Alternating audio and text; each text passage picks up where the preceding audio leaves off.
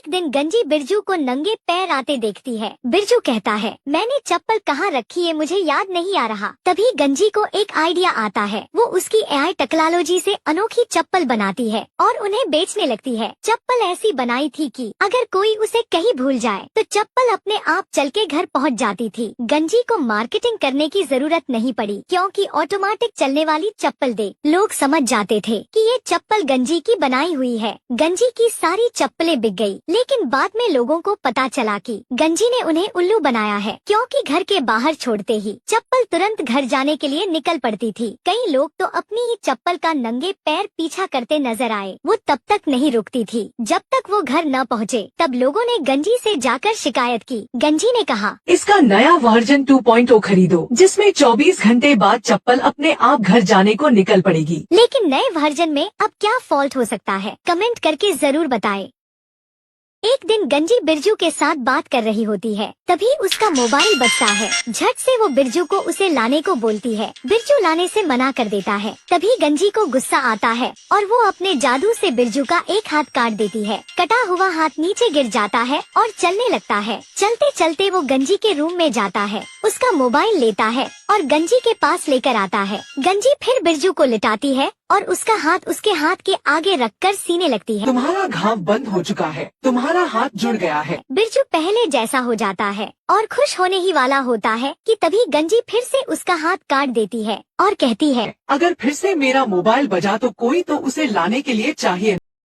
गंजी चुड़ैल को खाना तलाश करने के लिए जंगल में इधर उधर भटकना पड़ रहा था। कभी हिरन के पीछे दौड़ो, कभी पंछियों के पीछे उड़ो, कभी कभी तो बारिश में शिकार करना पड़ता था। कभी इंसानों की बस्ती में चले जाओ तो इंसान पीछे पड़ जाते थे। एक दिन उसे बिरजू मिलता है। वो उसे खाना मांगती है, लेकिन बिरजू कहता है, गर्मी के कारण मेरा कोई भी धंधा नहीं चल रहा, अभी के लिए ये चने देता हूँ। चुड़ैल उन्हें पकाकर प्लेट में खाने लगती है। तभी उसकी पाद निकलती है। वो पाद आग की तरफ जाते ही आग का भपका निकलता है और गायब हो जाता है। ये देख चुड़ैल के दिमाग में एक आइडिया आता है। पाद आती है तो वो एक बर्तन पर बैठ जाती है। पाद उस बर्तन में सेव हो जाती है। ऐसे पाद पाद के कई बर्तन वो भर लेती है। फिर बिरजू को उस बर्तन में रखी पाद का डेमो दिखाती है। उस दिन से चुड़ैल बिरजू को डिब्बे भर भर के लाकर देने लगी। बिरजू ने सस्ती गैस के नाम से गांव में एक दुकान खोल ली और 80% कम दाम में गैस बेचने लगा। दोनों के अच्छे दिन शुरू हो गए।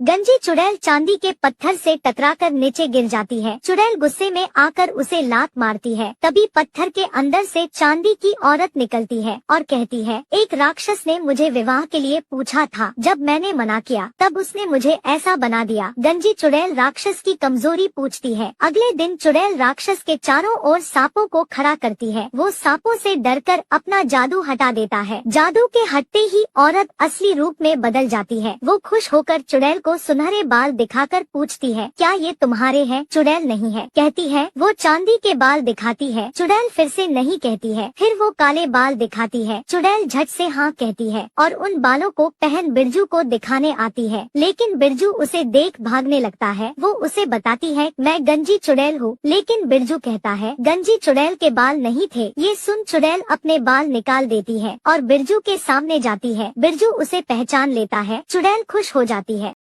एक गांव में पानी की बहुत कमी थी। गंजी चुड़ैल उस गांव में आती है और गांव के सेंटर में छेद करने लगती है। फिर जमीन के नीचे अपना जादू छोड़ती है। चुड़ैल का जादू जमीन के अंदर चला जाता है और पानी को ऊपर खींचने लगता है। ऊपर एक बड़ा सा मटका रखती है। उसे चारों ओर से 4 पाइप लगाती है, जिससे लोग पानी भर सके। लेकिन जब कभी भी अमावस्या की रात होती थी, कोई भी इंसान या जानवर उस मटके का पानी पीता था, वो उस पानी के अंदर चला जाता था और चुड़ैल उसे मारकर खाती थी। ऐसे ही गांव में बहुत से लोग मरने लगे। एक दिन एक बाबाजी ने लोगों से कहा, तुम यहाँ का पानी पीना बंद कर दो। फिर लोगों ने उस मटके का पानी पीना बंद कर दिया, जिससे चुड़ैल भूखी तड़पने लगी। कुछ दिन बाद वो बूढ़ी हो गई और खाना न मिलने की वजह से मर गई। जब चुड़ैल मर गई तब बाबाजी ने लोगों को फिर से पानी पीने की सलाह दी। लोगों ने फिर से पानी पीना शुरू किया और गाँव की पानी की समस्या दूर हो गई।